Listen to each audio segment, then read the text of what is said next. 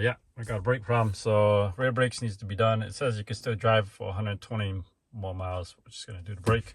So let's get into it. So what you want to do is, before you do anything, these BMWs have electronic parking brakes. So these electronic parking brakes, you have to take it out of its default parking when the car is parked.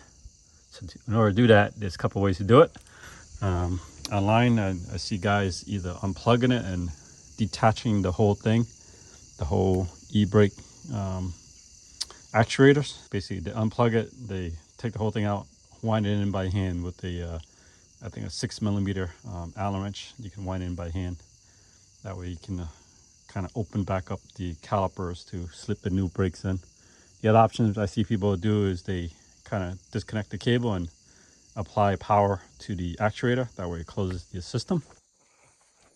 All right, first thing what you're gonna do is shut off the self-leveling on these cars. These cars are self-leveling. If you ever lift up your car, the wheels will move and the suspension will try to even itself out.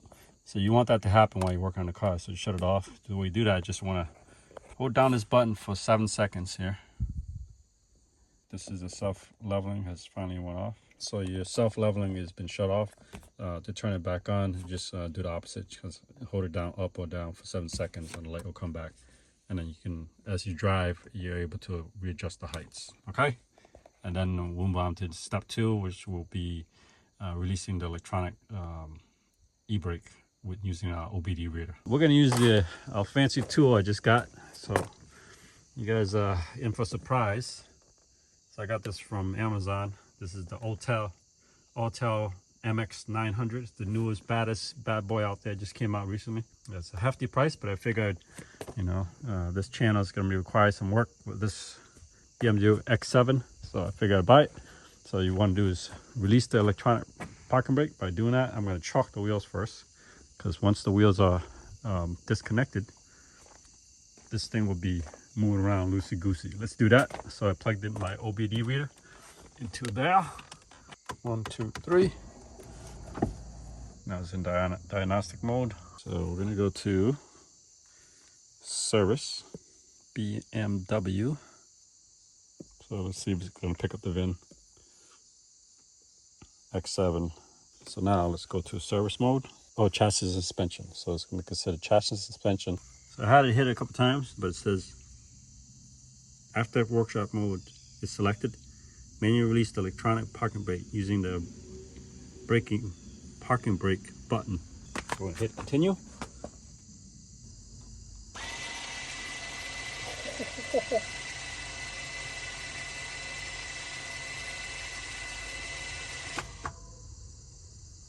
That's it. So the parking brake is off. Basically the car will roll around if we didn't have chalk the wheels. Workshop mode is in, and when you're done to deactivate, you drive 3 kilometers and it will reactivate, or you can do it yourself.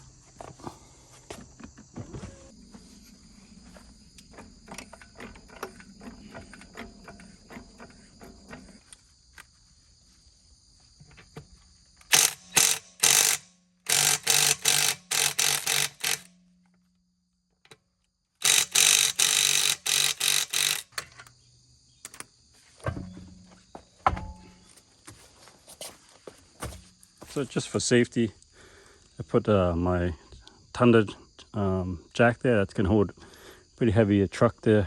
Got the jack back there. I got the wheels there, and I got the 4-ton jack there. I know I should get a 6-ton, but that's what all I got. I start taking this apart. Piston for the caliper is a 13, but then there's a piece that will spin if you don't hold it down with something. I got needle nose pliers, not ideal, but I got needle nose pliers. So the setup looks like this. 13 in the back, then a needle nose plier to hold that from spinning.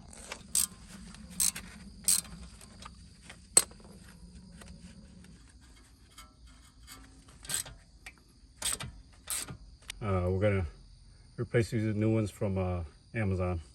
On the passenger side, we're in the passenger side, it has brake sensors. So you're gonna have to disconnect the brake sensor, which the box is here. So there's the cable that goes to the brake sensor that tells it that it needs to do brakes. You follow the wire, the box is right here. You want to look for the blue one.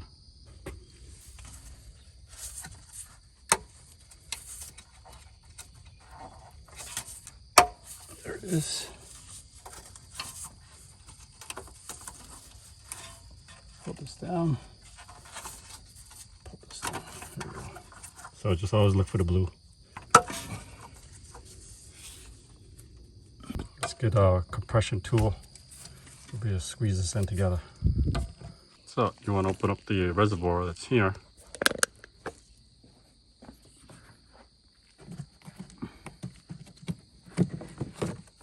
There it is.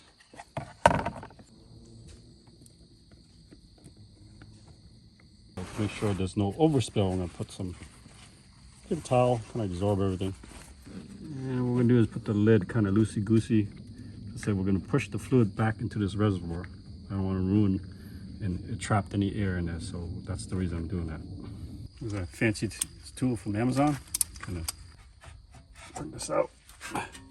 Here's the electronic actuator. So like I said, I heard people disconnect the actuator.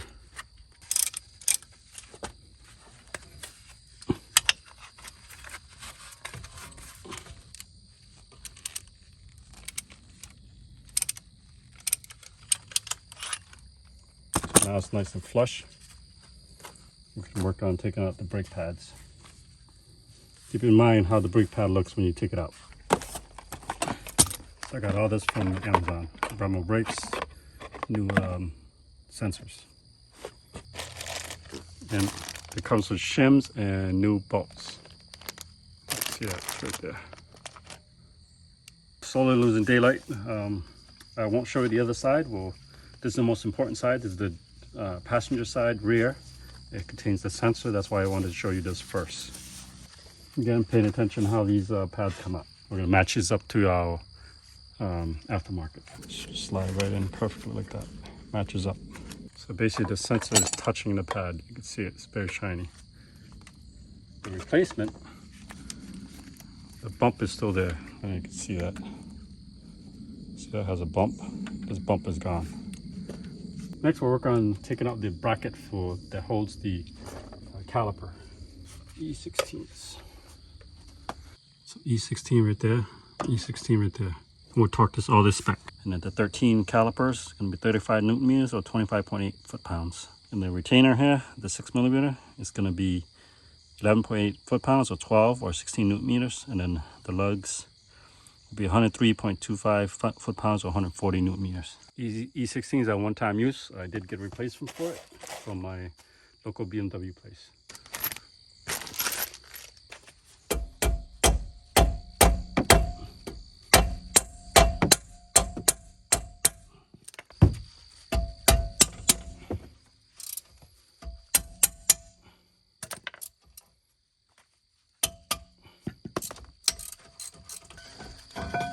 There it is. So it kind of goes in like this. Clean everything up, put new retainers. 16mm here. This is just a retainer for the hub. The lugs are holding the hub. This does nothing. Just there for looks, basically. Set that aside. It should pop right like so. There it is. We'll match it up to the new one. Exactly. So make sure you give me a VIN number when you order these parts, because you want to make sure it's the correct one. And that, my friend, looks pretty dang on point to me. You agree? That's a perfect match. I would say so myself. First things first, we're going to clean up this hub a little bit with a little wire brush. Wire brush, clean everything up. Yeah, we'll call that a win. Put some anti-seize on here a little bit. Just a thin coating, just so when we do this job the next time we'll have no problems. All right, simple thing is put it back on how we took it out. And maybe not film the rest, but get the idea. And line everything back up here. So here's the retainer. We're gonna line that up with that. Right about there. Yep. So this retainer bolt is only to keep the rotor on. It doesn't do anything else. Basically, it's there for looks. I'm gonna call it that. It's only here for looks. This will be 12 foot-pounds or 16 Newton meters.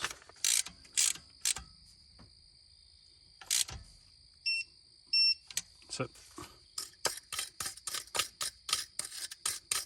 This matches up.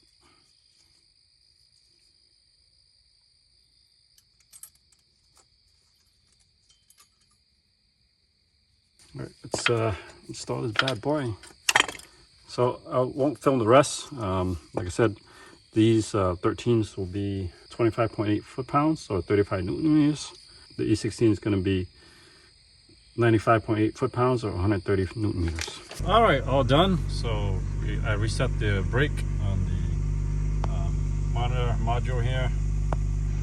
So nothing left to be seen here. The car. Here, messages, doors open, yeah, we know that. Otherwise, required service, I did the brakes, so we're good to go. View check, all that is good. So I did finish up this rear one last night. I know it got kind of dark, kind of late, but look at that bad boy. Brand spanking new. Look at that. New wires there. There's a new cable. You can see it there. Zoom in. So that's a new cable there. You can see it right there. When you get these rotors, you don't need to, kind of clean it with brake cleaner. It comes with this coating, that gray coating. You don't need to wipe it off. But I torqued this down to spec, and then I jumped the other side and didn't record that side because it's the same thing as this without brake sensor. Once again, we were able to get this job done in our driveway. I mean, the most expensive was the rotors. They were almost 400, 500 with taxes and shipping. I had to ship to my house, but they were able to get it done. And most importantly, we were able to use the Autel to unlock our e-brakes. And then when you're done with that job, just hit the button that says, take it out of shop mode, which will put the e-brake back into position again. And then we will reset our self-leveling by just canceling. What we do to cancel that is you want to push up on this and hold it for 7 seconds and the light will come back. So if you like these type of videos where I help you with cost savings, especially doing this stuff yourself, I don't know, I'll flash your car screen, how much it would cost BMW to replace the rotor, pads, reset the light, give yourself new sensors, probably in the thousands, or flash across the screen. I appreciate everybody watching these videos. If you haven't already subscribed to this channel, give me a thumbs up, give me a like, comment below. If you like these kind of content, you want me to build on other content, let me know, just comment below. I appreciate you guys. I'll see you next video. Peace.